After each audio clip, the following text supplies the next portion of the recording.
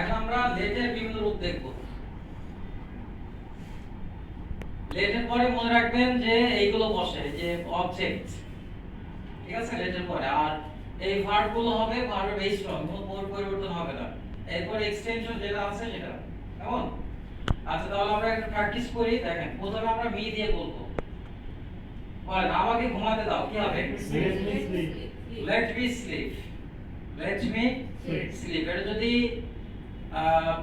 Contraction করেন বা যে ইনফর্মাল ওয়ার্ডস বা স্ল্যাং ওয়ার্ডস ইউজ করেন, তাহলে সেই ক্ষেত্রে হবে লে মি স্লিপ।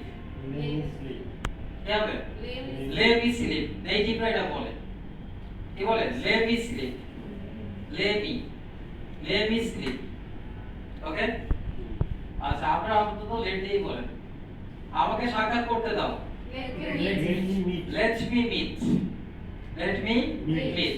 সংক্ষেপে হলো কি? Let me meet. আমাকে খেতে দাও।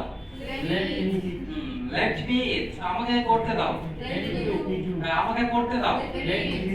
আমাকে লিখতে দাও। আমাকে বলতে দাও। আমাকে যেতে দাও। আমাকে আসতে দাও। লেট মি কাম।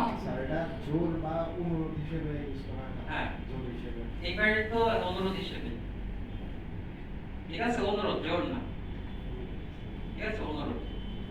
লেট দিয়ে অনুরোধ করতে হয়। হ্যাঁ, আচ্ছা, এখন হিম, তাকে। তাকে কি? তাকে। আচ্ছা, তার আগে লেট মি দিয়ে আর একটু বড় বাক্য করেন। আমাকে রাতে, আমাকে সকালে ঘুমাতে দাও।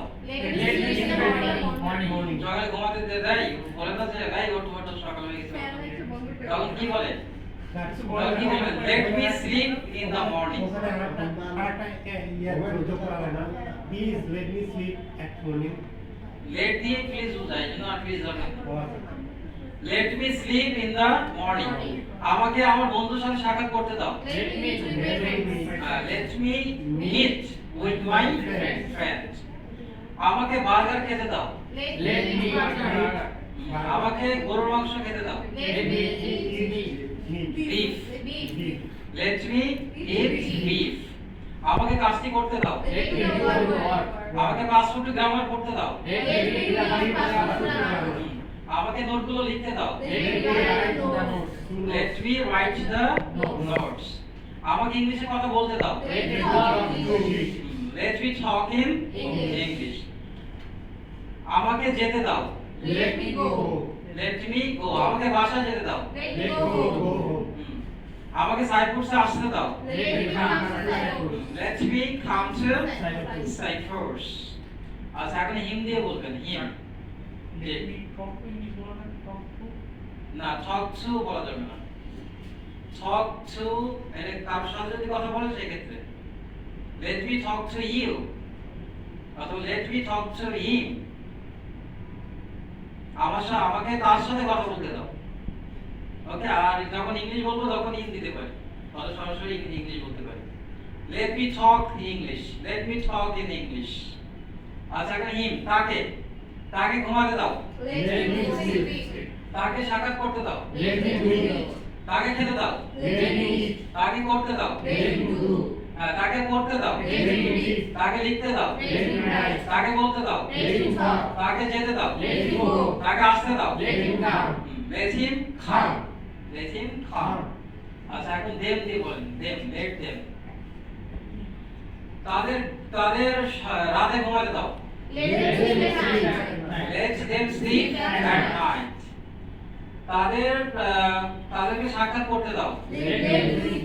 Let them meet. তাদেরকে ভাত খেতে দাও। তাদেরকে শাকসবজি খেতে দাও। তাদেরকে কাজটি করতে দাও। Let them do the work. Okay. তাদেরকে 5 ফুট গ্রামার পড়তে দাও। তাদেরকে নোটগুলো লিখতে দাও। তাদেরকে ইংলিশে কথা বলতে দাও। তাদেরকে সাইপ্রাসে আসতে দাও। তাদেরকে বাসায় যেতে দাও। Go to home. আচ্ছা, এখন হাসান দিয়ে বলবেন। লেট হাসান। হাসানকে রাতে ঘুমাতে দাও। Let Hasan sleep at night. ঠিক আছে। হাসানকে তার বন্ধুর সাথে সাক্ষাৎ করতে দাও।